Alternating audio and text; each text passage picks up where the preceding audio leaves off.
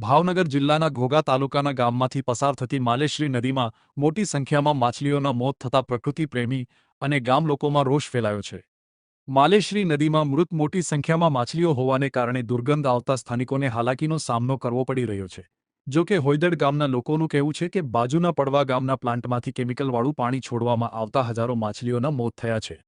જો કે સુરકા ગામ અને પડવા ગામમાં પણ માછલીઓના મોત થયા હોવાનું જાણવા મળી રહ્યું છે. ત્યારે પ્લાન્ટ અધિકારીએ પાણી શુદ્ધ કરીને છોડવામાં આવતું હોવાનું જણાવ્યું છે.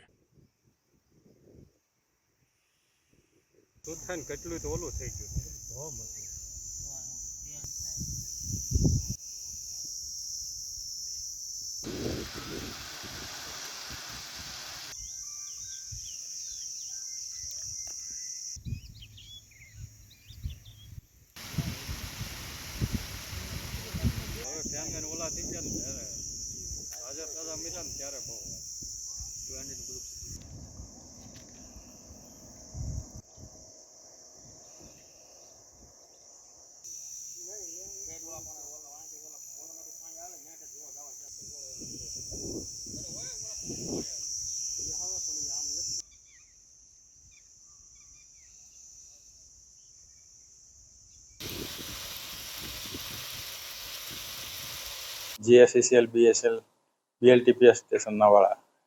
એકચ્યુઅલી 11મી મે મારા પર એક ટેલિફોનિક ફોન આવ્યો હતો મોબાઈલ પર કે અમારા હોયદળ ગામમાં તમારા પાવર પ્લાન્ટમાંથી કોલસી ઉડીને આવે છે અને જેને લીધે અમારા જળસ્રોત પર અસર થાય છે અને માછલા મરી ગયા છે.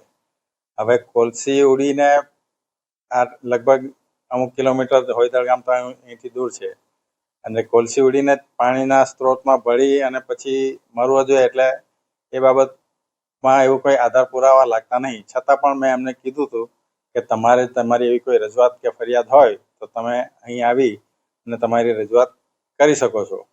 પણ ત્યારબાદ એમના તરફથી કોઈ એવી ફરિયાદ નોંધાયેલ નથી.